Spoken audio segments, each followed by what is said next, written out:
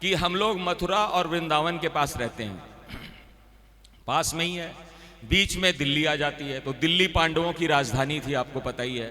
और वहां से 150 किलोमीटर दूर, यानी कि दिल्ली बीच में है, यहां से 100-125 किलोमीटर दिल्ली से आपको मथुरा वृंदावन, और उतना ही उधर में कुरुक्षेत्र है, और उतना ही दूर इधर से वो हस्तिनापुर था, मेरठ, जो पांडवों की पुरानी राजधानी थी। तो ये सब माने 150-200 किलोमीटर के अंदर में दायरे में सब पड़ते हैं, ये कृष्ण से संबंधित जितने भी स्थान हैं। तो ये माने साधारण भूमि में नहीं रहते हम लोग, और ये सिद्ध हो चुका है, ये कोई काल्पनिक बात नहीं है। यहाँ पे कृष्ण हुए हैं, इस धरती पे उनके चरण पड़े हैं, वो घूमते घूमते कभी इस तरह से भी निकले होंगे। और वो हम लोग की तरफ छोटी छोटी टांग वाले नहीं थे, उनके वो लंबे थे, टॉल थे, और वो लोग घोड़े पे चलते थे और इच्छा से ही कहीं से कहीं पहुंच जाते थे।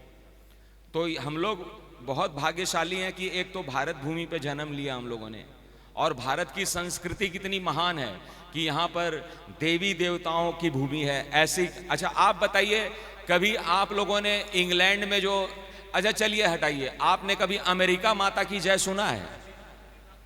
नहीं, कभी इंग्लैंड माता की तो जय सुना ही होगा। चीन माता की जय हो, जापान माता की जय, कभी सुना आप लोगों ने? लेकिन भारत की जो धरती है, माने आप कहीं भी चले जाइए, भारत माता की जय आपको अमेरिका में भी सुनाई दे देगा। अमेरिका माता की जय नहीं बोलेगा कोई, जबकि उसको भी, अमेरिका को भी भगवान ने बनाया। जब हम वसुधैव, एक बात को नोट करके रखिए कि हम लोग बोलते हैं ना कि अंग्रेजी है, हमारी भाषा हिंदी है, संस्कृत है, तमिल, तेलुगु, जो भी पंजाबी हमारी भाषा है, लेकिन अंग्रेजी को, जापानीज को, चाइनीज को, और जितनी भी अफ्रीकन या जितनी भी दुनिया में भाषाएं हैं, उनको क्या भगवान ने नहीं बनाया? जब भगवान ने सारे ब्रह्मांड को बनाया, गीता में भगवान ने बोला कि सकल ब्रह्मांड का रचनाकार मैं हूं, तो अमेरिका को किसने बनाया? भगवान नहीं बनाया ना, वो थोड़ी किसी और ने बनाया। और भगवान ने गीता में क्या बोला कि दुनिया में जितने भी भगवान हैं, दुनिया में डेली नए नए भगवान पैदा हो रहे हैं, बोले कि जितने भी भगवान हैं ना, उन सब को जो लोग मानते हैं, सुनिए ध्यान से, जैसे कोई जीसस को मानता है, कोई किसी और को मानता है, और आजकल तो लोग साईं बाबा को भी मानते हैं। तो भगवान कृष्ण बोलते हैं कि यदि आप किसी भगवान को पूजते मानते हैं तो पूजिए, आपको वही मिल जाएगा। यदि आप साईं बाबा को पूजते हैं तो आपको साईं बाबा मिल जाएगा, फिर कन्हैया और श्याम बाबा, कृष्ण कन्हैया नहीं मिलेगा आपको। और भगवान ने गीता में बोला है कि जो आप दूसरे देवी देवताओं को, मन कल्पित देवी देवताओं को पूजते हैं ना, तो वो लोग जो मांगते हैं, जैसे आपने किसी भगवान से बेटा मांग लिया, किसी से पोता मांग लिया, किसी से धन दौलत मांग लिया, तो वो जो धन दौलत आपको देगा, साईं बाबा या कोई भी भगवान आपको धन दौलत दे दिया, तो आप बोलेंगे कि हम तो साईं बाबा को मानते थे, हम तो जो है उस मजार को मानते थे तो हमको धन दौलत मिल गया, हम तो उसको ईसा मसीह को मानते थे तो हमको धन दौलत मिल गया। गीता में भगवान बोलते हैं कि वो ईसा मसीह जो है ना, जो आपको धन दौलत देता है, वो मेरे से ही आके ले जाता है। समझिए बात को, ये मैं कोई झूठ नहीं बोल रहा हूं, पढ़ लीजिए गीता में जाके। गीता में भगवान ने बोला है कि दुनिया के जितने भी भगवान हैं, उन भगवानों का भी भगवान मैं हूं, और वो जो भगवान आपकी मनोकामना पूरी करते हैं, वो जो आपको कार, घर, बंगला, बाड़ी, बेटा पोता देते हैं, वो लोग सब आके मेरे से मांगते हैं कि भाई वो हमसे मांग रहा था तो हम लोग कहां से देंगे, हम लोग थोड़ी, हम लोग तो ऐसे ही हैं। वो हम ही से आके ले जाता है और फिर आप लोग को देता है। आप लोग बेवकूफ हैं। इसकी कथा भी एक और भी आती है कि एक बार कोई मजदूर था, वो एक आदमी के पास में गया, उसको बोला कि भाई तुम राजा है वो, उसके पास जाओ और वो तुमको ना बहुत खजाना दे देगा, तो तुम माला माल हो जाओगे। समझ गए? तो वो आदमी जब राजा के पास गया तो बोला कि भाई देखो, वो राजा जो है ना अभी पूजा कर रहा है, राजा पूजा कर रहा है, और वो देख लो पूजा कर रहा है, और वो पूजा से जब फ्री होगा ना तब तुम्हारी वो इच्छा पूरी कर देगा। तो वो जो आदमी था, देखा कि राजा जो है सो ऐसे करके अपने भगवान से कुछ मांग रहा था। समझ गए आप? तो वो जब भगवान से मांग रहा था तो वो बोलता है कि ये राजा किसके सामने हाथ फैला रहा है? बोला कि वो भगवान अपने भगवान के आगे हाथ फैला के मांग रहा है। तो वो आदमी बोलता है कि जब वो तुम्हारा राजा ही भगवान से मांग रहा है तो फिर हम राजा से क्यों मांगेंगे, हम डायरेक्ट भगवान से ही क्यों ना मांग लें। वो आदमी बोला हम तुमको हमारे को इस राजा से कुछ नहीं चाहिए, ये राजा जिससे मांग रहा है ना हम उसी से जाके मांग लेंगे। तो बुद्धिमानी क्या है? जब गीता में आप गीता को मानते हैं और गीता में जब भगवान बोलते हैं कि मैं सब भगवानों का भगवान हूं, तो फिर हमें दूसरे भगवान के चक्कर में पड़ने की क्या दरकार है? अब सुनिए, अब जो मैं कहना चाहता हूं, अब कथा की बात मैं बोलता हूं, श्याम बाबा की कथा की, कि भगवान कृष्ण जो है वो गीता में तो कह दिया कि मैं भगवानों का भगवान हूं, लेकिन भाई साहब धर्म की स्थापना करने के बाद में कृष्ण जी तो मनुष्य है ना, विष्णु तो नहीं है ना, वो विष्णु भगवान कृष्ण के रूप में मनुष्य के रूप में जन्म लिया, लेकिन उन्हें भगवान जैसा आचरण किया तो हम लोग कृष्ण को भगवान बोलते हैं, है ना। लेकिन जब धर्म की स्थापना हो गई भाई साहब, जब धर्म की स्थापना हो गई तो कृष्ण भगवान ने मनुष्य का शरीर छोड़ दिया और वो शरीर को छोड़ के गोलोक धाम चले गए। और गोलोक धाम जाने के पहले भाई साहब, गोलोक धाम जाने के पहले उन्होंने देखा कि मैं तो चला जाऊंगा, धरती का डिपार्टमेंट कौन संभालेगा? ये जो इतना बड़ा हमने साम्राज्य खड़ा कर दिया, इतने इतने वाटर डिपार्टमेंट, इलेक्ट्रिसिटी डिपार्टमेंट, दवाई की व्यवस्था, बिजली, पानी, सड़क की व्यवस्था, ये कौन संभालेगा? तब उन्होंने बर्बरीक जो उनका भगत है, यानी कि जिनको हम लोग श्याम बाबा कहते हैं, उसको महाभारत के रण के पहले और महाभारत की लड़ाई के बाद में वरदान दिया। क्या वरदान दिया? कि तू अब जो है, जो धरती का प्रशासन है, अब कलयुग आने वाला है, ये जितने भी डिपार्टमेंट हैं, ये लोग बीमार पड़ेंगे, किसी को कुछ चाहिए, अभी तक तो मैं संभाल रहा था, तो अंत समय कर घोषणा, अंत समय कर घोषणा, कृष्ण गए गोलोक, बर्बरीक कलिकाल में तू संभाल भूलोक। कृष्ण भगवान चले गए, अब बर्बरीक यानी श्याम बाबा जो है, वो जो है इस कलयुग के अंदर में कृष्ण भगवान के सारे डिपार्टमेंट को संभाल रहा है। और ये इतना चालाक है, ये इतना बुद्धिमान है, ये इतना ईमानदार है कि ये बर्बरीक के नाम से, यानी अपने नाम से खुद को नहीं पुजवाता है। आज मैंने पहली बार बर्बरीक महाराज की जय हो यहां बुलवाया है, लेकिन किसी श्याम बाबा के कीर्तन में बर्बरीक का कोई नाम लेता है? नहीं लेता, सब श्याम बाबा बोलते हैं ना। ये सब इनके कारण हो रहा है, क्योंकि ये सच्चा चेला है, ये ऐसा चेला है कि अपना नाम नहीं पुजवाता है, ये अपने गुरु का नाम आगे रखता है। बोलो श्याम प्यारे की। चेले को ऐसा होना चाहिए कि वो अपना नाम न चलाए, अपने गुरु का नाम चलाए। तो ये हम अब देखिए, बर्बरीक का कोई धाम है क्या? बर्बरीक का कोई गोलोक धाम है, लेकिन भगवान कृष्ण का, विष्णु का गोलोक धाम है, शिवलोक है ना, दुर्गा देवी का लोक है। ये सब में लोग जाते हैं, बोलते हैं ना हमको विष्णु भगवान के, माने कृष्ण जी के चरणों में मरने के बाद बोलते हैं इनको चरणों में स्थान मिले। तो बर्बरीक का कोई ऐसा स्थान नहीं है कि वहां पे बर्बरीक के चरणों में स्थान मिले, वहां स्थान कोई खाली नहीं है। ये ऐसा भगत है कृष्ण का कि ये अपना नाम जानता है कि मेरा कुछ है नहीं डिपार्टमेंट तो ये यदि ये श्याम श्याम भजेंगे तो ये भगवान मेरे गुरु के धाम में चले जाएंगे। ये बोलो, ये सच्चा दरबार है ना। बोलिए, आपको ये बात समझ में आ गई? यदि मैं होता तो मैं नालायक क्या बोलता, मेरा भजन करो। मैं कलयुगी गुरु हूं ना, तो मैं बोलूंगा अरे मैं गुरु हूं, मैंने ही तो बताया। ये नहीं, किसी भी हालत में किसी गुरु को अपनी पूजा नहीं करानी चाहिए। हमेशा पूजा भगवान की कराओ। गुरु गोविंद दियो पठाए। हमारा काम क्या है कि ये रास्ता बता देना कि भाई ये भगवान है। अब आपके मन करता है भाई इन्होंने मेरे को बताया है ये रास्ता, तो वो बात अलग है, लेकिन वास्तव में हमको पूजने से आपको कुछ नहीं मिलने वाला है। आपको यहां इसको पूजेंगे तो ये जो है ना, ये बर्बरीक है, ये आपको भगवान कृष्ण का गोलोक धाम दिला देगा। बोलो खाटू नरेश की। तो ये आ गए अब कथा के अंतिम भाग में। ये कथा सुनने से क्या क्या लाभ होता है? ये कथा सुनने से बाबा का इतिहास, इनके परिवार, इनके जो पराक्रम है उसको जानने से गौरव बढ़ता है। भगवान खुश होते हैं, क्योंकि भगवान जो है ना, ये खुद चाहते हैं कि मेरी कथा कोई सुनाए लोगों को, और उस चक्कर में ये आपके हृदय में विराजते हैं। ये जो है ना, भगवान भक्तों के हृदय में रहते हैं। ये इसमें बोलते हैं, भगवान कृष्ण बोलते हैं कि बर्बरीक तुम कहां रहोगे। कहने का मतलब ये है कि ये जो है ना, ये बर्बरीक इनको भगवान कृष्ण ने एक घर दिया रहने के लिए। बोला कि ये बोले मैं रहूंगा कहाँ? तो बोला मैं तेरे को एक बहुत सुंदर घर देता हूं। तो बोला कहाँ रहूंगा मैं? तो बोला कि तू जो है ना, अब तेरा इतना घर रहेगा कि तू, माने घर ही घर है तेरे लिए, माने भक्त, तेरे जितने भी भक्त आएंगे ना उनके दिल में, उनके हृदय में तेरा निवास रहेगा। बोलो भक्त और भगवान की। ये मैं नहीं बोल रहा हूं, ये श्याम बाबा की कथा में स्कंद पुराण में लिखा हुआ है कि इनका जो घर है कहाँ है? इनका घर भक्तों के घर में है, भक्तों के हृदय में, दिल में है। तो आइए अब आगे की कथा को हम लोग पढ़ाते हैं।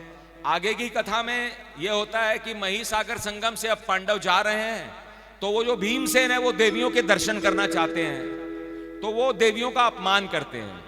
तो अपमान करने से उनकी आंख की ज्योति चली जाती है, वो अंधे हो जाते हैं। भीमसेन घमंडी है ना, वो कोई भी सीधा काम करना नहीं चाहते हैं, अंधे हो जाते हैं। तो फिर युधिष्ठिर जी बोलते हैं देख तू देवियों का अपमान किया, अपशब्द बोला, किसी भी स्त्री का कभी अपमान नहीं करना चाहिए, स्त्री हमेशा सम्मान के योग्य है, और वो अपमान के शब्द बोल रहा था। तो वो क्या होता है कि अंधा हो जाता है भीमसेन, और फिर देवियों की जब प्रार्थना करते हैं तो वो उनके आंख की रोशनी वापस आ जाती है। ये सब बर्बरीक के सामने हो रहा है, वो देख रहा है, वो क्या करे, उनका दादा ऐसा है तो वो क्या करे।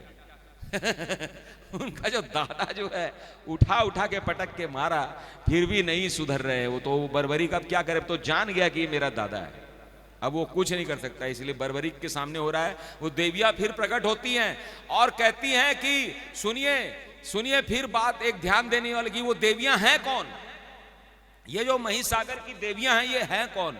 तो इस अध्याय में वो देवियां जो है वो अपना परिचय देते हुए कहती हैं कि हे भीमसेन, हम कृष्ण की बहनें हैं। बोला कि आप कृष्ण की बहन कैसे हो?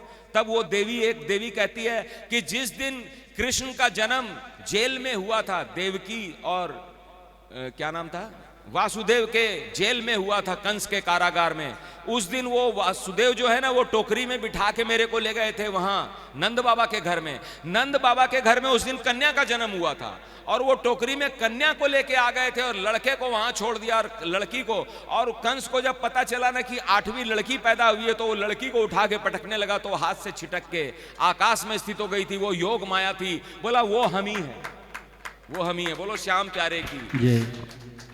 और वो जो योग माया है वो महिसागर में रहती है, वो कृष्ण की बहन है। बोला कि वो भगवान कृष्ण ने बर्बरीक को यहाँ इसीलिए भेजा है कि मेरी बहनें रहती हैं महिसागर में, तो ये मेरी बहनों के पास जाएगा ना तो अतुलनीय बल की प्राप्ति करेगा। तो वो कृष्ण की बहनों ने, तब उन्होंने बोला कि भीमसेन, आज से जो तुमको कृष्ण माने की बहन कह के हमको जो पूजेगा, और जो महाभारत की लड़ाई होगी वहां पर कृष्ण के और तुम लोगों के बल में मैं ही रहूंगी। देखिए कितनी बड़ी बात बोलती है। वो जो लड़ाई होगी ना, जो तुम लोग जो लड़ोगे कौरवों से, उस बल, उस शक्ति में हम ही रहेंगे तुम लोग के लिए। समझिए बात को कि हमारे श्याम बाबा की कथा कितनी इंपॉर्टेंट है, और इन बातों से आज तक हम लोग वंचित रहे, जो आज पहली बार आपको जाने कि यानी कि जो पांडवों के बल में कृष्ण जी की तो चली रही थी, लेकिन वास्तव में जो चल रही थी पावर, वो कृष्ण की बहनों की, माने शक्ति जो होती है ना, वो वहां से आ रही थी, वो पावर एनर्जी वहां से सप्लाई हो रहा था। और फिर धर्म की स्थापना, समझिए कितनी बड़ी योजना थी वो। और 18 दिन तक जब युद्ध होना था, उसके पहले कौरव और पांडव दोनों पक्ष के जो योद्धा थे वो कुरुक्षेत्र में एकत्र हुए।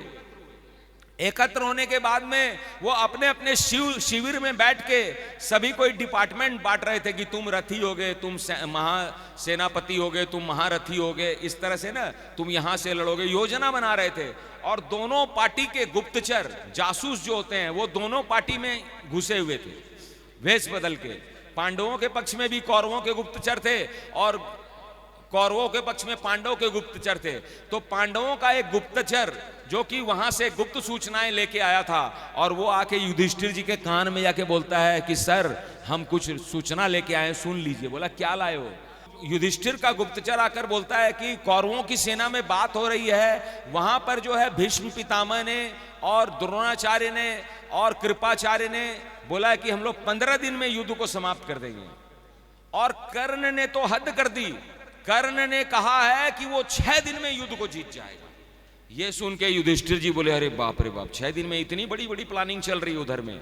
तो वो तुरंत वहां पर कृष्ण जी को जाके, वो इनकी सभा धर्म की सभा कहलाती थी, कृष्ण जी को जाके बोला कि केशव, वहां तो कर्ण ने बोला है कि 6 दिन में समाप्त कर देंगे युद्ध को। तो उस सभा में अर्जुन भी बैठे हुए थे।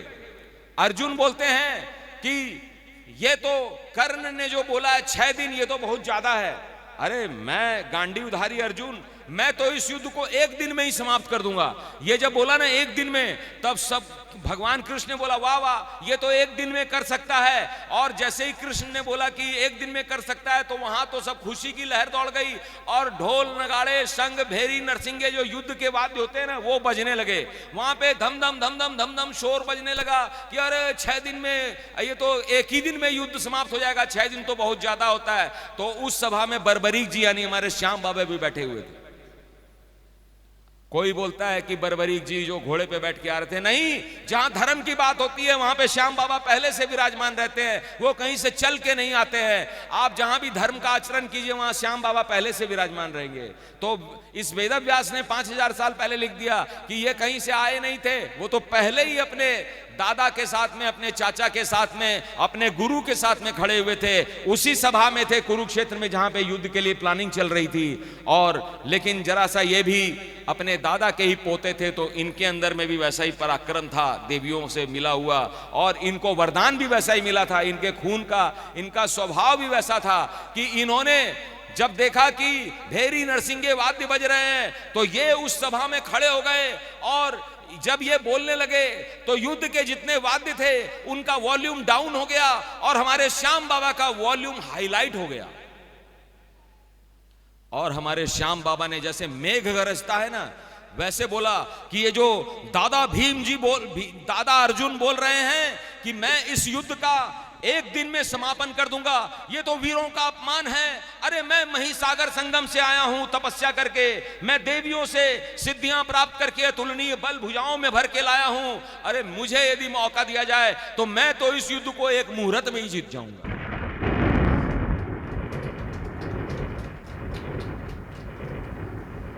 वहां पर पांडव पक्ष के जितने भी राजा थे बोले अरे बाप रे बाप, ये जो युवा लड़का है, ये अर्जुन जो है इतना बड़ा गांडी उधारी, इसने मछली की आंख में मार दिया था, ऐसे पंखे की तरह घूम रही थी उसमें।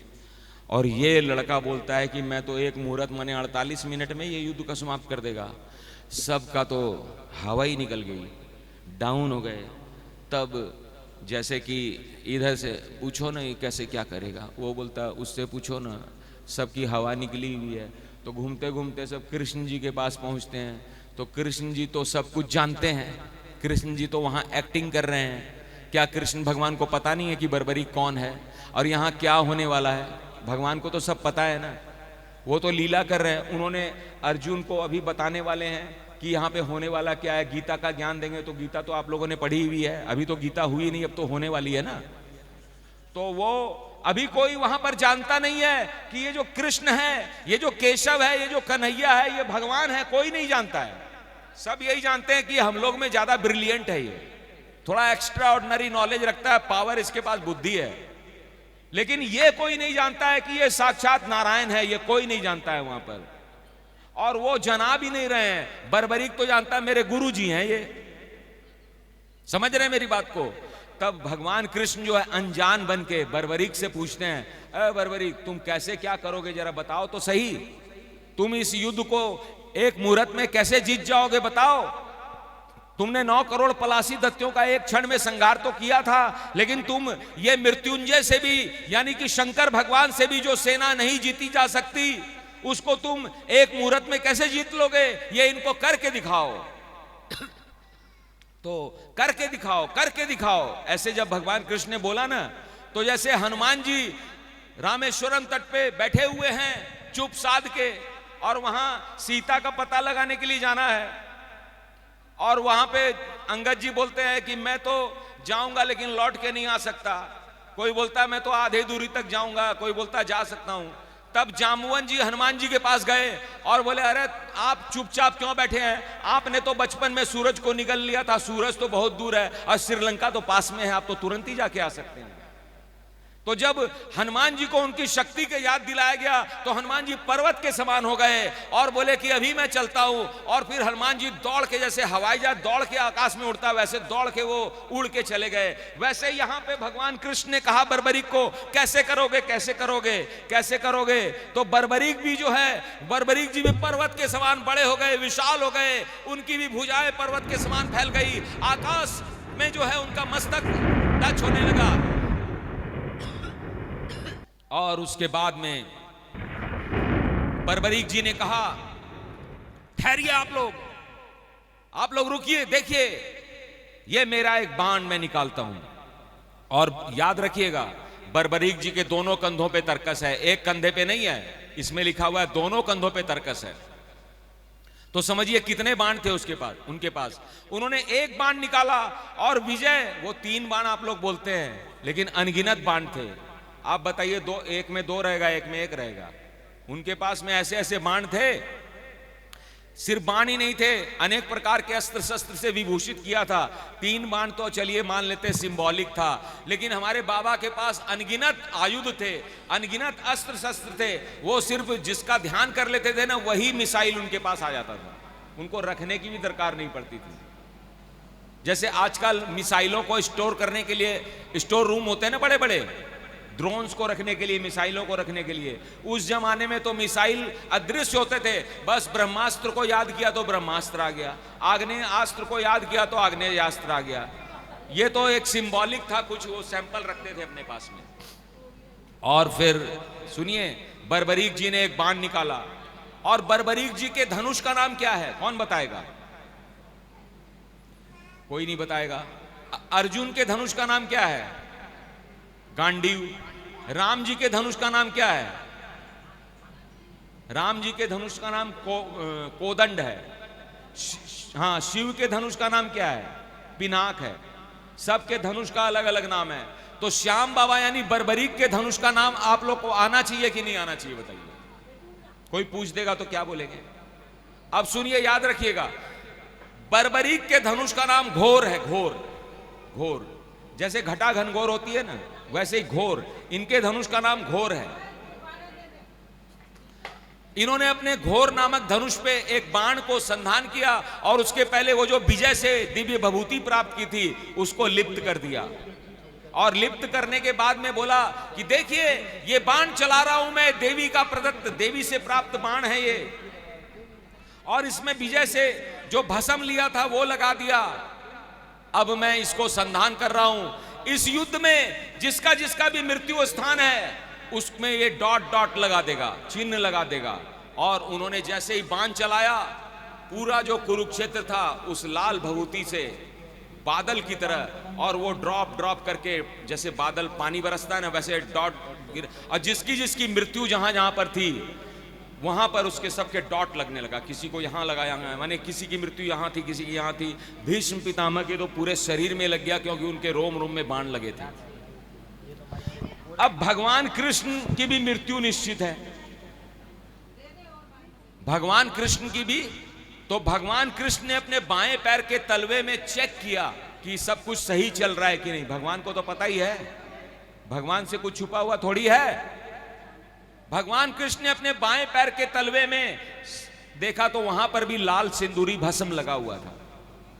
तब भगवान ने बोला कि ये ओरिजिनल बर्बरीक है, माने कोई भी यहां पे नकली वाला काम नहीं है, सब असली लीला चल रही है। और उसके बाद में बर्बरीक जी ने, सभी को ध्यान दीजिए, सभी को इधर ध्यान दीजिए, बर्बरीक जी ने दूसरा बाण निकाल लिया। बर्बरीक को पता नहीं है कि ये साक्षात नारायण है, कृष्ण। उनको पता नहीं है कि मेरे जो दादा लोग हैं, मेरे जो पिताजी हैं, ये लोग कौन कौन से भगवान रूप बदल के यहां पर लीला करने के लिए, धर्म की स्थापना करने के लिए, वो उसको क्या पता। वो तो एक साधारण व्यक्ति है, लेकिन असाधारण दिव्य बल उसके अंदर में देवियों ने दिया हुआ है, तुलनीय बल दिया हुआ है। वो अभी भगवत्ता थोड़ी आई है बर्बरीक में, वो श्याम थोड़ी बना है अभी तो वो योद्धा है। और उसने दूसरा बाण निकाल लिया और बोला कि आप लोग को सौगंध है, जो किसी ने अस्त्र शस्त्र उठाए, मेरा जब ये अस्त्र फेल हो जाएगा तभी आप लोग उठाइएगा। और देखिए जहां जहां डॉट डॉट लगा है लाल भस्म, ये दूसरा बाण वहां चलाऊंगा और सबको एक ही बार में मार के ये बाण वापस आ जाएगा। और उसने अपने घोर नामक धनुष के ऊपर में बाण का संधान किया, और जैसे ही वो उसको खींच के चलाता, छोड़ने ही वाला था, उसी समय भगवान कृष्ण को बर्बरीक के पूर्व जन्म में दिए गए ब्रह्मा का श्राप याद आ गया, और उन्होंने सुदर्शन चक्र निकाला और सुदर्शन चक्र को ऑर्डर दिया कि बर्बरीक के मस्तक को काट दो, और उस सुदर्शन चक्र ने जाके बर्बरीक के मस्तक को काट दिया।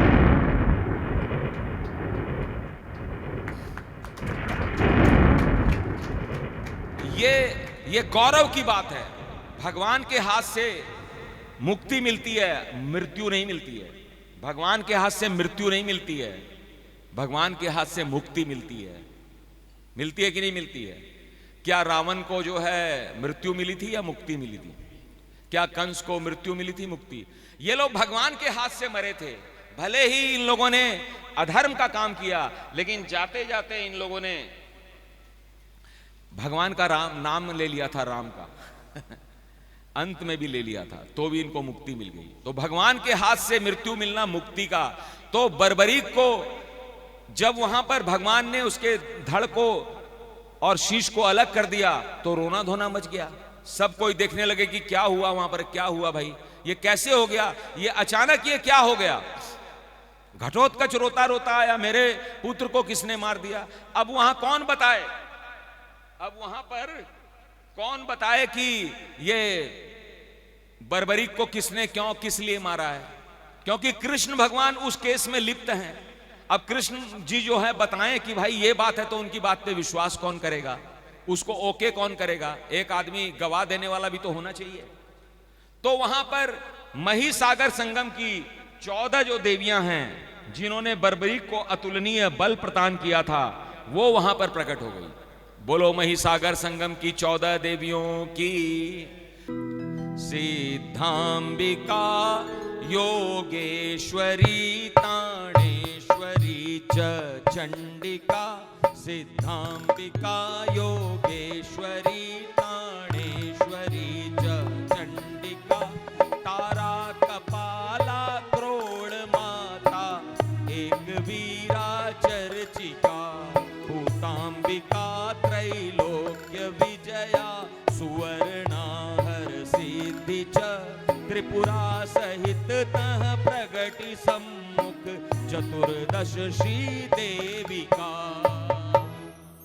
सिद्धांबिका देवी आई, योगेश्वरी, ताणेश्वरी, चंडिका देवी आई, तारा, कपाला, क्रोड़ माता, एक वीरा, चर्चिका, भूतांबिका, त्रैलोक्य विजया, सुवर्णा हर सिद्धि और त्रिपुरा नामक ये 14 देवियां वहां प्रकट हो गई। बोलो महिसागर संगम की 14 देवियों की। आप लोगों ने दुर्गा देवी का नाम सुना, आप लोगों ने कामाख्या देवी का नाम सुना, आप लोगों ने वैष्णो देवी का नाम सुना, आप लोगों ने मनसा देवी का नाम सुना, आप लोगों ने बहुत सारी देवियों का, लेकिन जो देवियां श्याम बाबा के लिए वरदान दी थी उनका नाम तो आज आपने पहली बार सुना है। बोलो खाटू नरेश की। इन सबको आपको याद करना चाहिए। इससे श्याम बाबा खुश होते हैं कि अरे ये भगत जो आया है, ये मेरी गुरुजी जिन देवियों ने मेरे को अतुलनीय बल प्रदान किया था उनके नाम जानता है, और उनके दर्शन कर लो तो ये श्याम बाबा और खुश। अच्छा, तो ये मेरे गुरुजी की, जिन्होंने मेरे को, कृष्ण की बहनों ने जो मेरे को वरदान दिया था, उनके दर्शन करके आया है। वाह वाह, ये तो विशेष भक्त है मेरा। ये ऐसे खुश होते हैं। ये श्याम बाबा जो हैं अपने भक्तों का इंतजार करते हैं कि मेरा वो वाला भक्त आया कि नहीं। ऐसे ऐसे झांक झांक के देखते हैं। हम लोग तो देखते हैं श्याम बाबा हमको देख ले, श्याम बाबा हम लोग को देखने के चक्कर में रहते हैं। बोलो खाटू नरेश की। और इन देवियों ने वहां प्रकट होकर बर्बरीक के पूर्व जन्म की कथा सुनाई कि पूर्व जन्म में एक बार सुमेरु पर्वत के ऊपर में सभी देवी देवता विराजित होकर कोई मीटिंग कर रहे थे, किसी योजना पर चर्चा कर रहे थे। वहीं पे जो धरती माता है गऊ का रूप बना के, गाय बन के वहां पर गई और रोने लगी और रो के बोली कि धरती के ऊपर में अत्याचार हो रहा है, पाप बढ़ गया है, अनाचार बढ़ गया है। आप लोग धरती को आतंक से मुक्त कीजिए। हे भगवान आप लोग कुछ कीजिए, ये धरती में त्राही त्राही, वहां पे यज्ञ कीर्तन हवन कथा करना कठिन हो गया है, वहां पे राक्षसों का राज्य फैल गया है, आप लोग कुछ कीजिए। तब जो है ब्रह्मा जी ने गाय माता की करुण पुकार को सुना और बोला कि नहीं नहीं, हम लोग जरूर कोई ना कोई करेंगे, पहले हम लोग धरती में जो अत्याचार बढ़ा है उसी को कम करने के लिए करते हैं। तब ब्रह्मा जी ने कैलकुलेशन निकाल के और विष्णु भगवान से कहा कि आप ही जाइए धरती पे, अवतार लीजिए और वहां पर धरती पे जो पाप अनाचार बढ़ गया है उसको, अधर्म का नाश करके धर्म की स्थापना कीजिए। तो विष्णु भगवान ने बोला ठीक है, मैं अवतार लूंगा, जाऊंगा और गौ भूमि का पाप जो है, जो अनाचार बढ़ गया वहां पर उसको समाप्त करूंगा। ऐसे करके विष्णु भगवान ने स्वीकृति भी प्रदान कर दी। लेकिन उस सभा में सूर्यावर्चा नाम का एक यक्ष राजा बैठा हुआ था, जो कि 84 करोड़ यक्षों का राजा था। वो वहां पर था बैठा हुआ। उसने, उसके दिमाग में क्या आया, वो खड़ा हो गया दोनों हाथ ऊपर करके, बोला अरे आप लोग कोई भी काम होता है विष्णु भगवान को धरती पे अवतार लेने के लिए भेज देते हैं। मैं सूर्यावर्चा अनेक प्रकार के पापों से ग्रसित हूं, मेरे को धरती पे भेज दीजिए। विष्णु भगवान को भेजेंगे तो इनको वहां जन्म लेना पड़ेगा, धर्म की स्थापना करने के लिए इनको अनेक प्रकार के यत्न करने पड़ेंगे और फिर इनको धर्म की स्थापना करके मरना पड़ेगा, फिर वापस गोलोक आना पड़ेगा। तो आप लोग विष्णु भगवान को इस जन्म मरण के चक्कर में क्यों डालते हैं? मेरे को भेज दीजिए, मैं जन्म ले लूंगा और मेरे को लौट के आने का कोई शौक नहीं, मैं मुक्त हो जाऊंगा, मैं अनेक पापों से ग्रस्त हूं, मैं मुक्त हो जाऊंगा, मैं लौट के नहीं आऊंगा। ऐसे जब बोला तो ब्रह्मा जी को गुस्सा आ गया। ब्रह्मा जी ने बोला कि तुमने बीच में बोल के देवताओं के कार्य को बाधित किया है।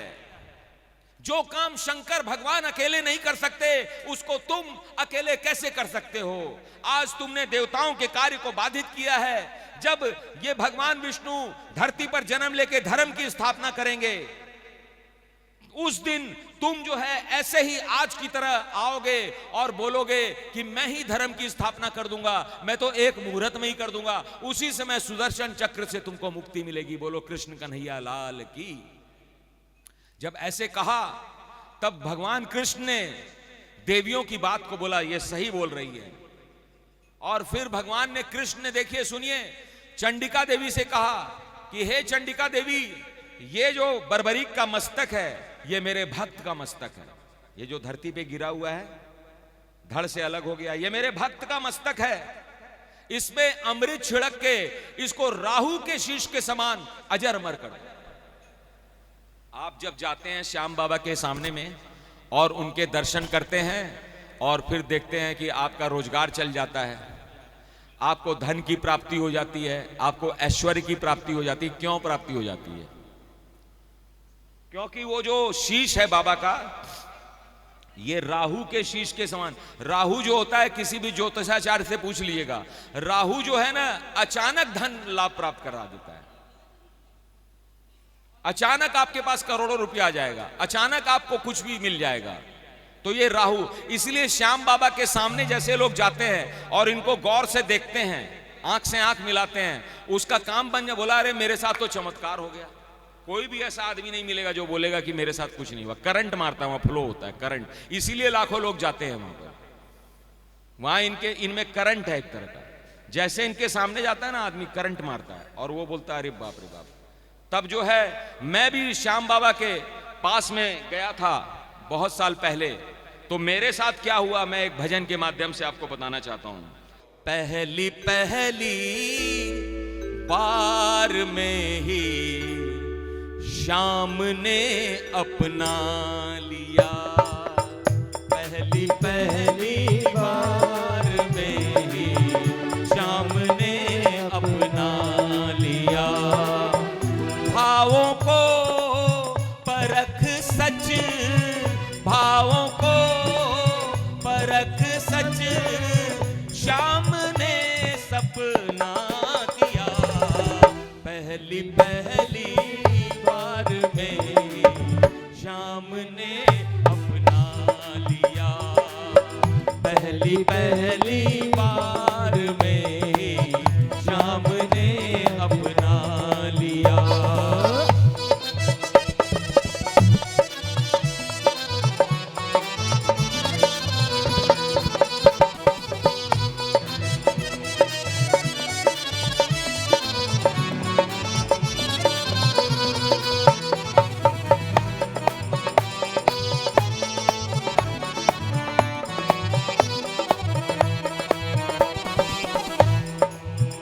और देखिए पहली बार में क्या हुआ, सोचा तक न था कभी जो, सोचा तक न था कभी जो, वो दिलाया शाम ने, सोचा तक न था कभी जो, वो दिलाया शाम ने।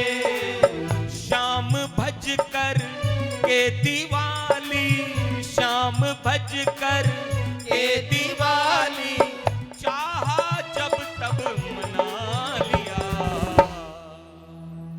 शाम भज कर के दिवाली, चाहा जब तब मना लिया। पहली पहली बार में ही शाम ने अपना लिया, पहली पहली बार में ही शाम ने अपना लिया।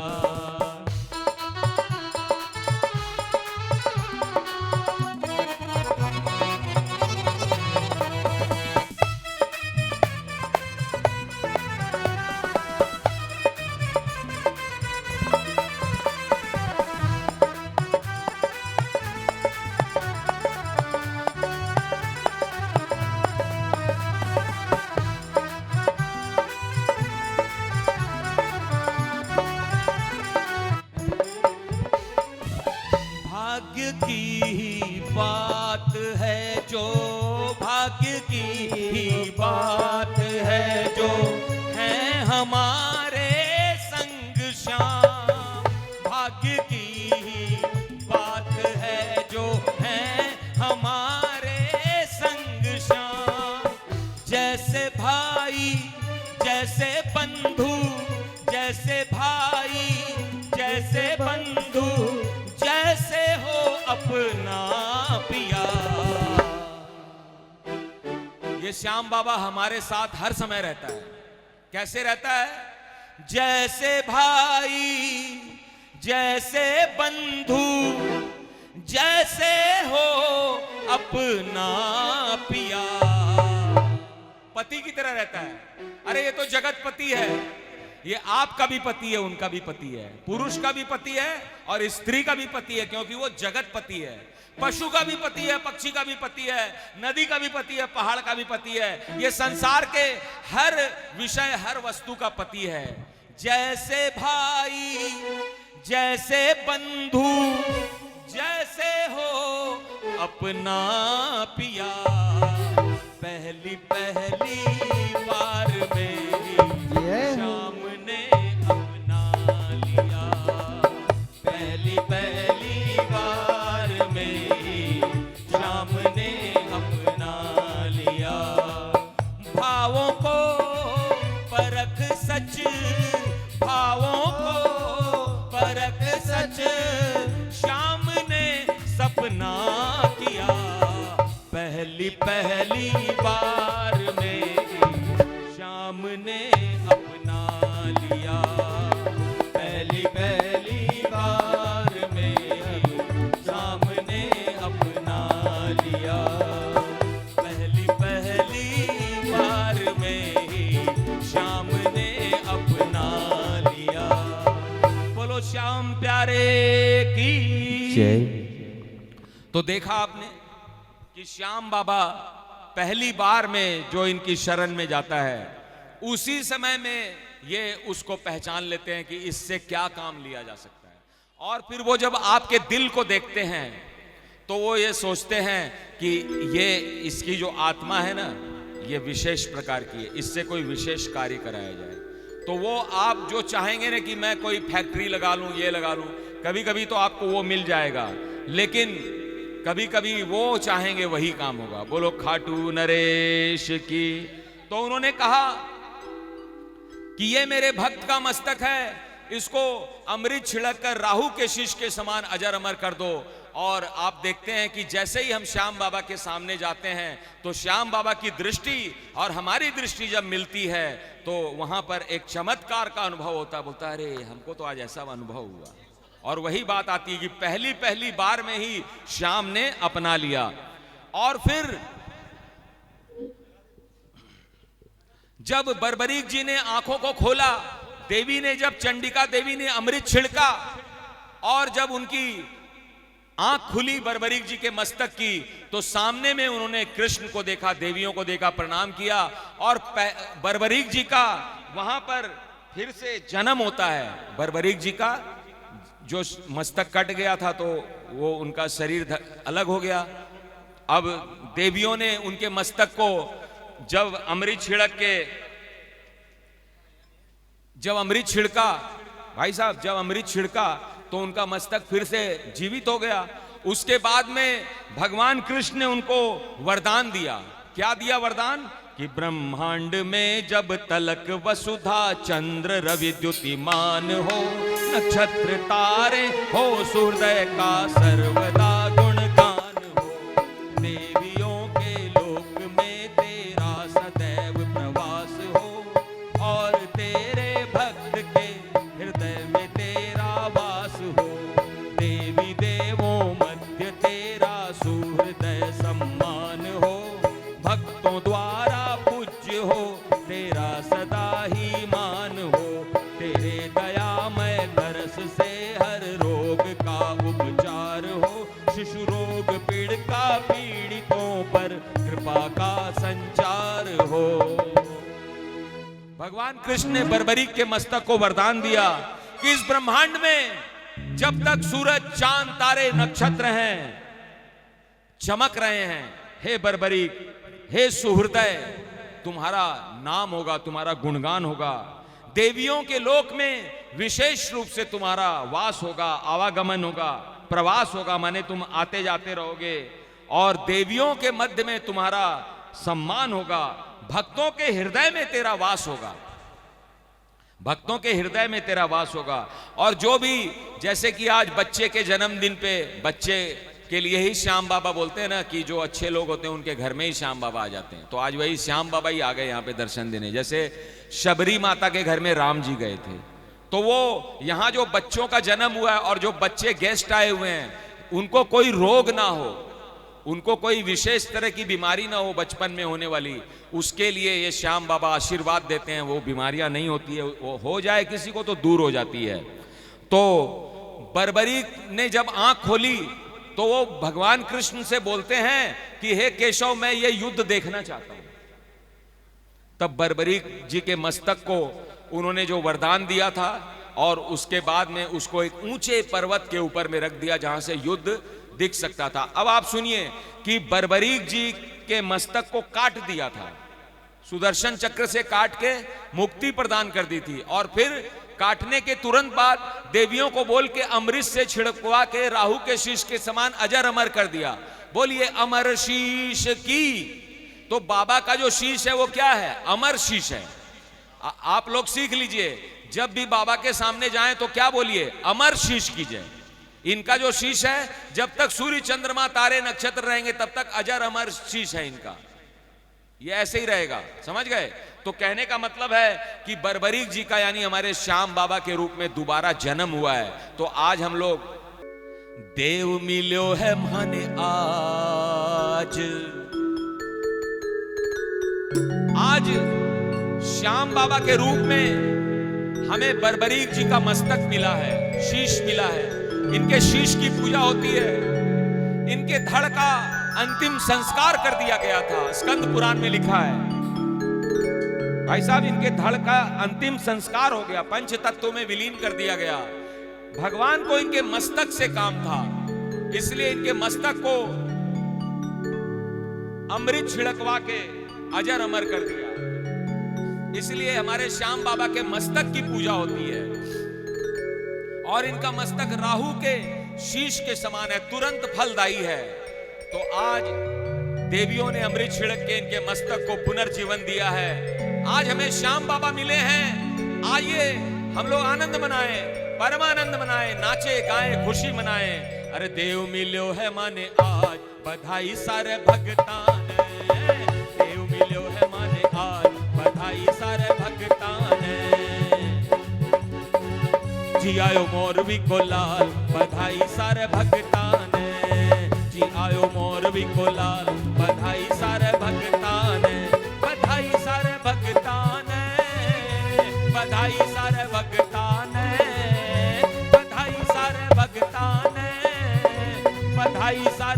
भगतान हो, देव मिलो है माने आज, बधाई सारे भगतान, देव मिलो है माने आज, बधाई सारे भगतान।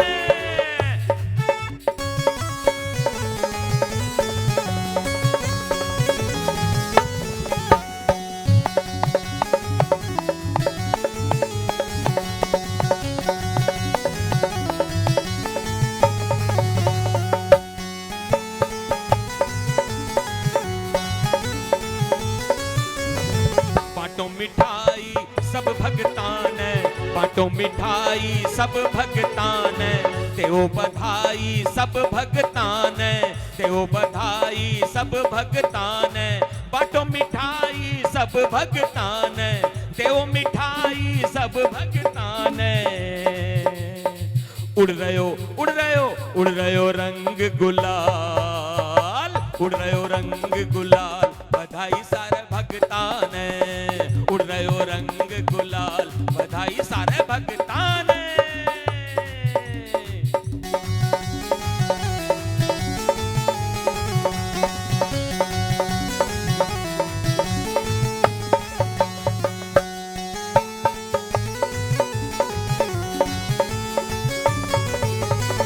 भीमसेन को पौत्र दुलारो, घटोत्कच को नयन सितारो, भीमसेन को पौत्र दुलारो, घटोत्कच को नयन सितारो, गुरु है इनका श्री गोपाल,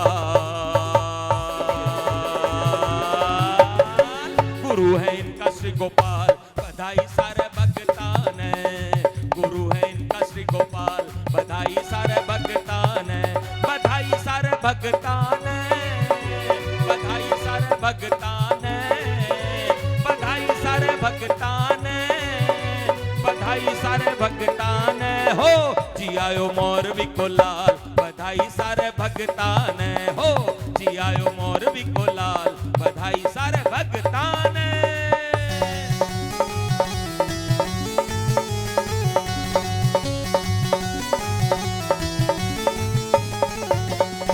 आओ रे आओ घूमर खाला, आओ रे आओ घूमर खाला, नाचा कूदा आनंद मनावा, आओ रे आओ घूमर खाला, नाचा कूदा आनंद मनावा, आज होवंगा माला माल,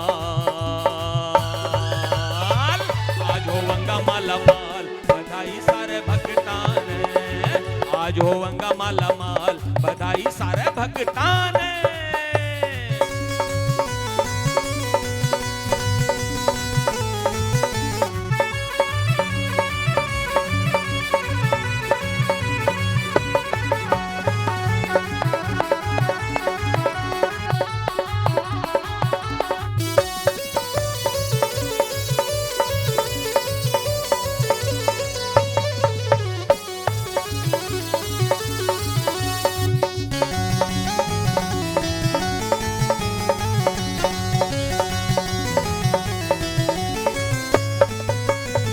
सेवा संग श्री श्याम गुण गावे, सेवा संग श्री श्याम गुण गावे, पूड़ी कचौड़ी को भोग लगावे, पूड़ी कचौड़ी को भोग लगावे, सेवा संग श्री श्याम गुण गावे, पूड़ी कचौड़ी को भोग लगावे, टापरिया हो रहा निहाल,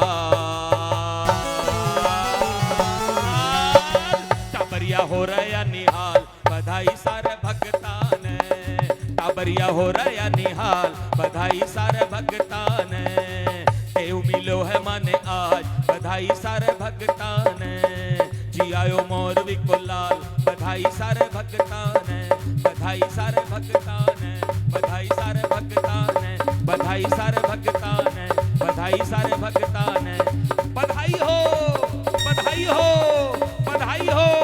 अरे मोरबी को लाल जी आयो रे, अरे माने देव मिल गो रे, बधाई हो, बोलो खाटू नरेश की, बोलो अमर शीश की।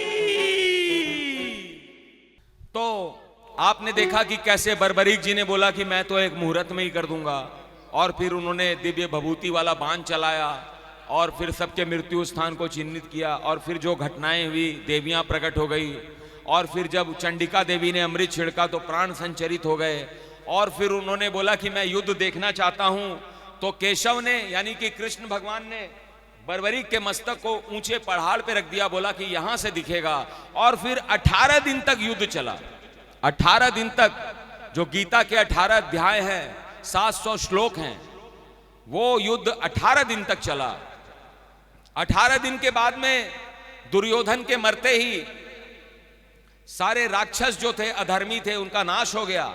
यानी कि अधर्म का नाश हो गया और धर्म का राज्य हो गया। चारों तरफ में धर्म हो गया। अधर्म का जो गोभूमि जो रोते रोते गई थी देवताओं की सभा में, उन राक्षसों का अंत हो गया। तो धरती हल्की हो गई और जो है वहां पे आनंद की बहार, हवा बहने लगी। और फिर जब धर्म की स्थापना हो गई तो एक दिन युधिष्ठिर जी ने केशव से, श्री कृष्ण से कहा कि केशव, आप नहीं होते तो हम लोग इस युद्ध को जीत नहीं सकते थे। देखिए, ये बड़प्पन है। जो अपने से श्रेष्ठ हो उनको हमेशा सम्मान देना चाहिए, चाहे वो छोटा ही क्यों ना हो। तो केशव, कृष्ण तो साक्षात भगवान है और अर्जुन जान चुका था क्योंकि विराट रूप के दर्शन कर चुका था, और युधिष्ठिर धर्मात्मा थे। बाकी लोग जो थे वो लोग उतना नहीं जानते थे। जैसे भीमसेन तो अभी भी वो सोचते हैं हमारा क्लास फ्रेंड ही है।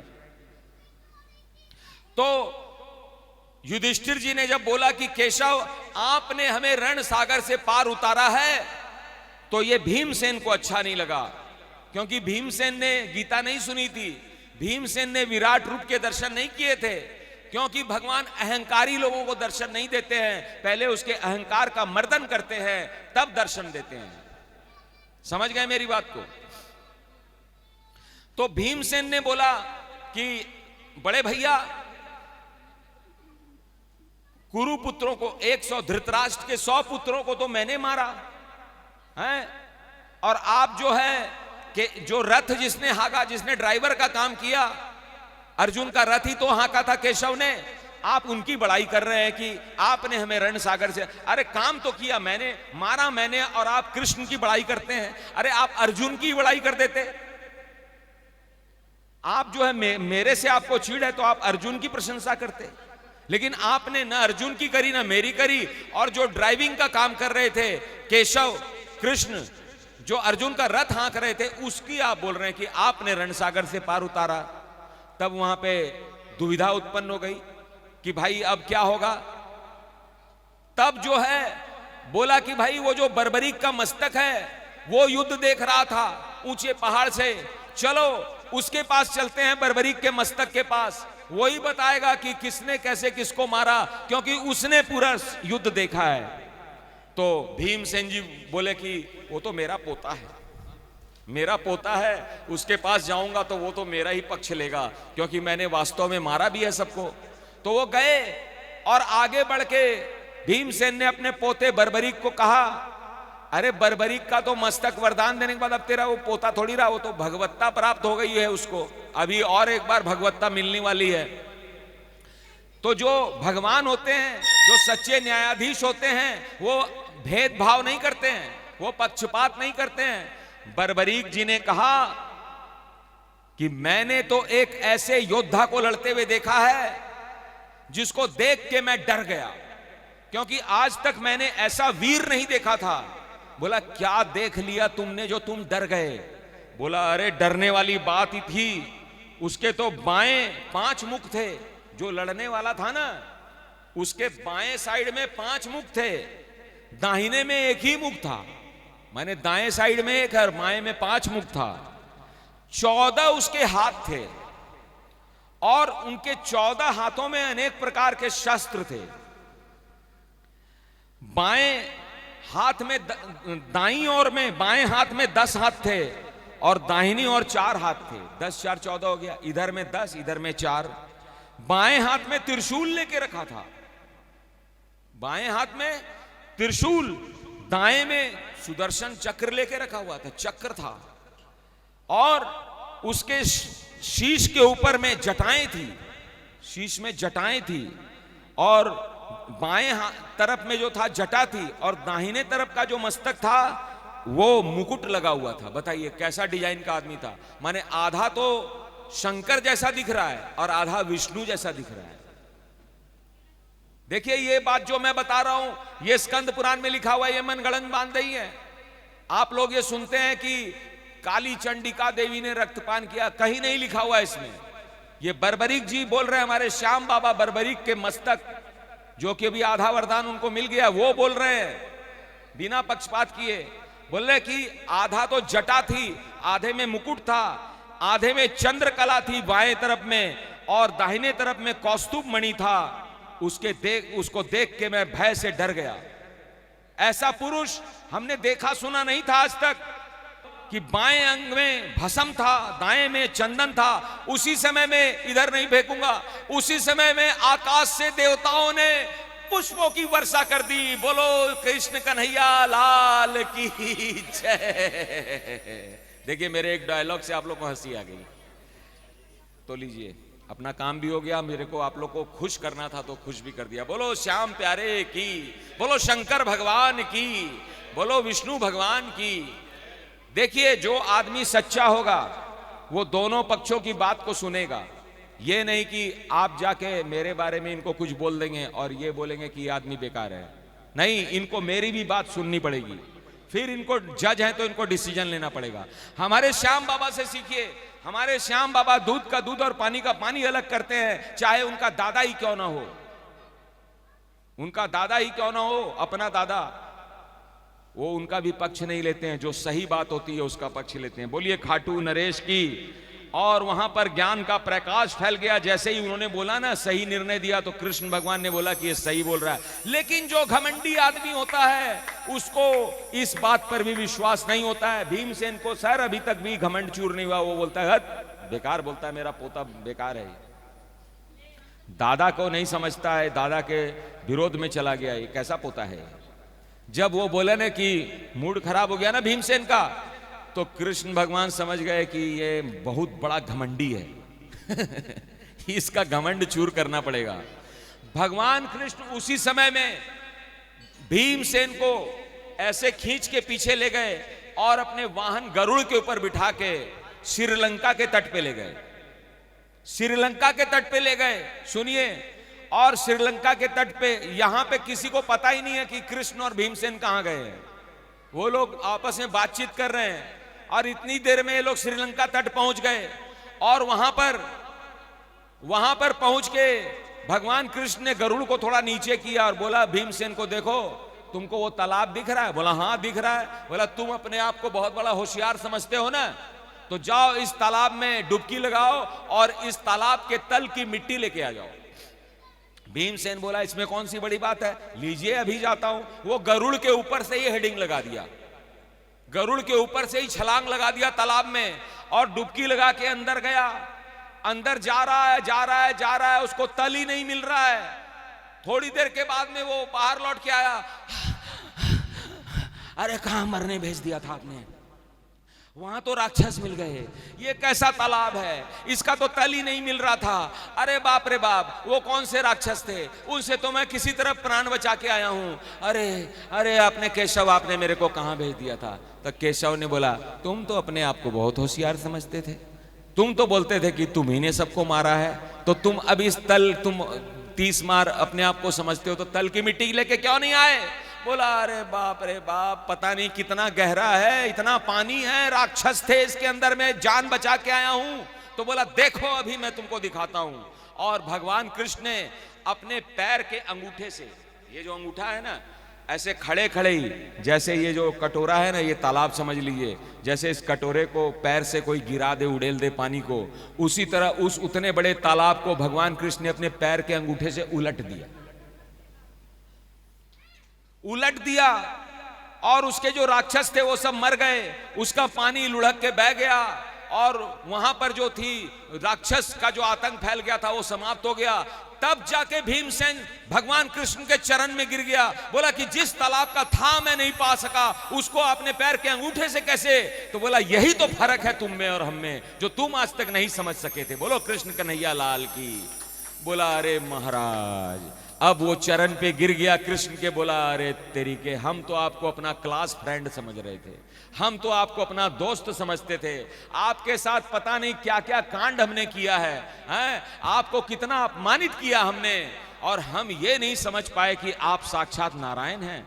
आज हमको पता चला है ये सब आपकी लीला है। अरे हमारा पोता सही है, हम गलत हैं। और फिर वो लेके गए और वहां पर अब भीमसेन जो ने स्मार्ट बॉय बन गए। अब उनका घमंड खत्म हो गया, अब गुड बॉय बन गए, अब गुड बॉय बन गए भीमसेन, अब उनका भी घमंड खत्म हो गया। इस तरह से हमारे श्याम बाबा की कथा में देखिए अहंकार का मर्दन होता है, सत्य की विजय होती है। आप लोग बोलते हैं हारे के सहारे की जय, बोलते हैं कि नहीं बोलते हैं? बोलो हारे के सहारे की। अब बताइए किस हारे के सहारे की जय? अब बताइए, एक पॉकेट मार भी खाटू श्याम जाता है कि नहीं जाता है? एक हत्यारा भी जाता है कि नहीं? लुटेरा जाता है कि ये नहीं है? जाता है ना। अब एक चेन स्नेचर जो श्याम बाबा का भक्त है, मेरी बात को ध्यान दीजिए, एक चेन स्नेचर श्याम बाबा का भगत है और वो चेन स्नेचिंग करने के बाद में भाग रहा है। अब पुलिस भी उसके पीछे दौड़ रही है। अब वो पुलिस पीछे पीछे दौड़ रही है, वो चोर आगे आगे चेन लेके जा रहा है। अब पुलिस उसको पकड़ने वाली है। अब वो क्या बोलता है कि हे श्याम बाबा, पुलिस मेरे को पकड़ने वाली है, मैं चेन स्नेचिंग करके भाग रहा था, मेरे को बचाओ श्याम बाबा बचाओ। मैं बोलो हारे के सहारे की जय, हे श्याम बाबा मेरे को बचाओ, मैं हार रहा हूं, पुलिस पकड़ने वाली है। अब बताइए श्याम बाबा उस चेन स्नेचर को बचाएगा क्या? बोलिए। तो ऐसे हारे हुए लोगों की, जिसको पुलिस पकड़ने वाली है, जो गलत काम करता है, उसको श्याम बाबा नहीं बचाते हैं। श्याम बाबा किसको बचाते हैं? जो सच के, जो जिसका चेन स्नेचिंग हुआ है वो भी तो भगत है, उसको चैन दिलाएगा ना श्याम बाबा। क्यों भाई, गलत बोल रहा हूं?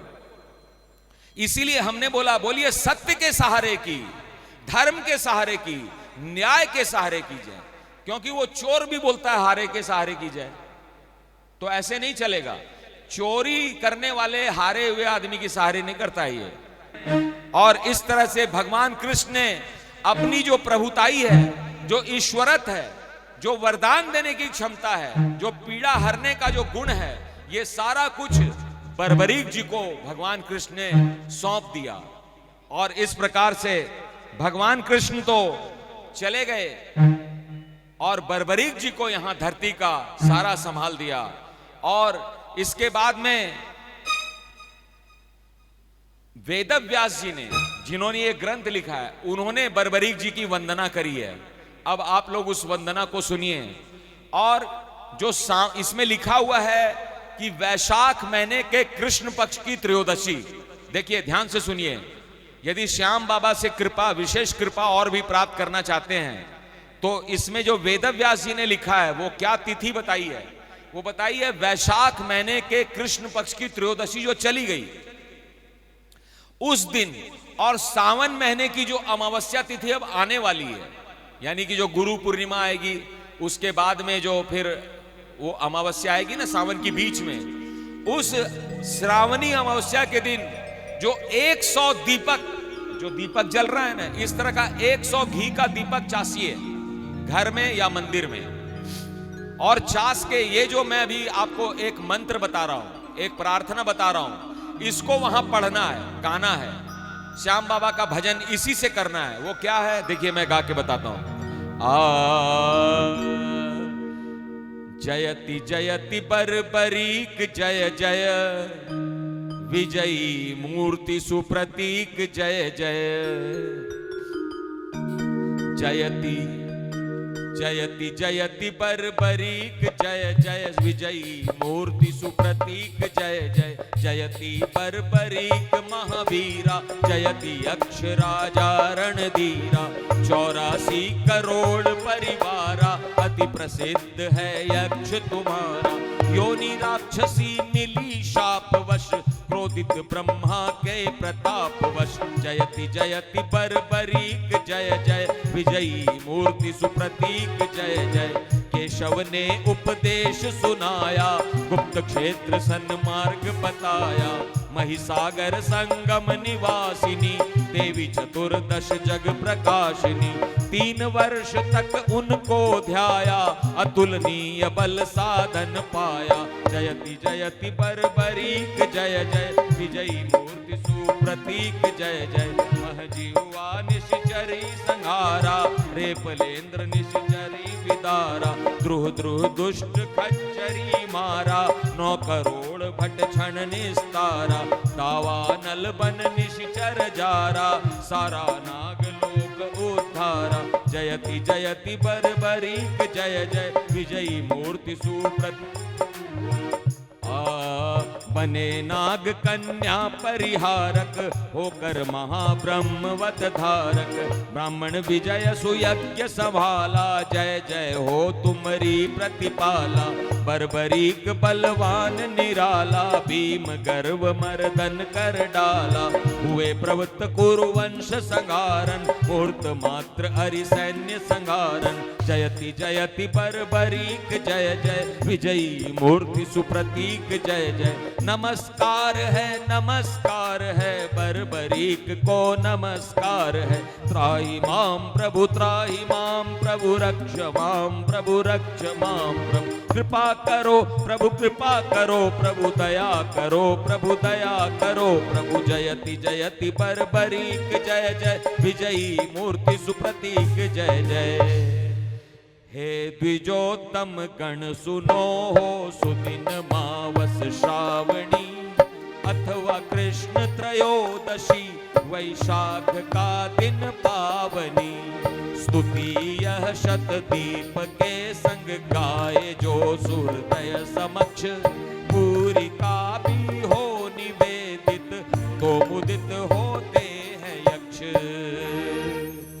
इसी स्तवन के पाठ से होते सुहृद प्रसन्न।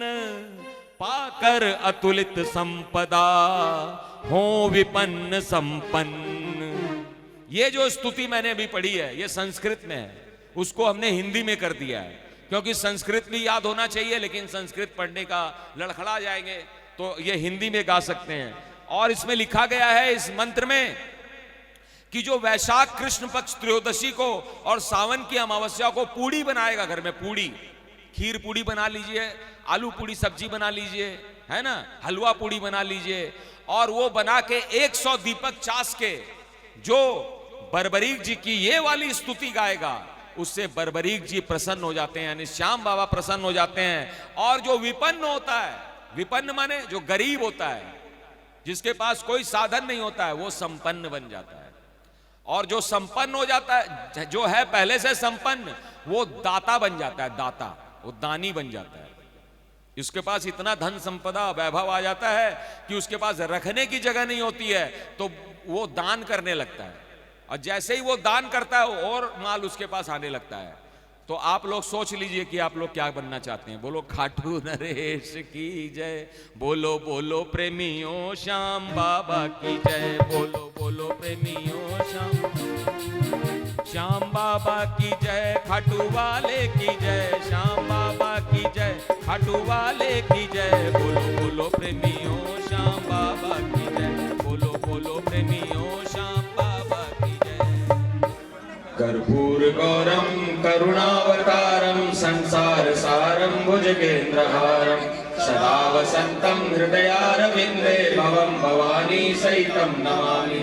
ओम जय श्री श्याम हरे बाबा, जय श्री श्याम हरे। खाटू धाम विराजत, खाटू धाम विराजत, अनुपम रूप धरे। ओम जय श्री श्याम हरे। रतन जड़ित सिंहासन, सिर पर चवर ढूरे, बाबा सिर पर चवर ढूरे। कन के सरियो बागो, कन के सरियो बागो, कुंडल श्रवण पड़े। ओम जय श्री श्याम हरे।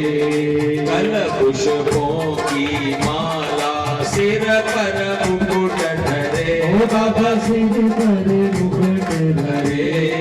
देवत धूप अग्नि पर, देवत धूप अग्नि पर, दीपक ज्योत जले। ओम जय श्री श्याम हरे। मोदक खीर चूरमा, सुवर्ण थाल भरे,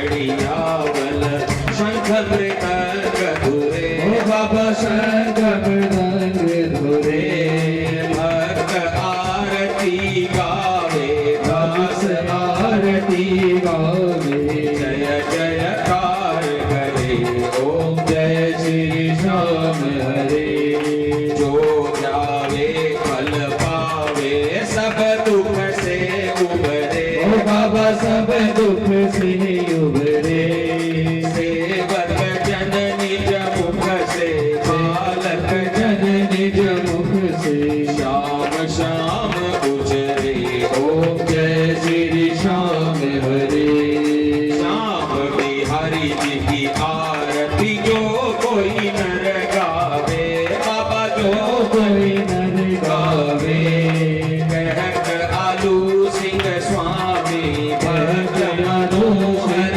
स्वामी मनवांछित फल पावे ओम जय श्री श्याम हरे ओम जय श्री श्याम हरे बाबा जय श्री श्याम हरे निज भक्तों के तुमने सब भक्तों के तुमने पूर्ण काज करे ओम जय श्री श्याम हरे आरती कीजे हनुमान लला की दुष्ट दलन रघुनाथ कला की जाके बल से गिरिवर छाटे रोग दोष जग निकट लगावे अंजनी पुत्र महाबलकारी संतन के प्रभु सदा सहारी देवी रघुनाथ पठारे लंका जारि सिया सुदिलारे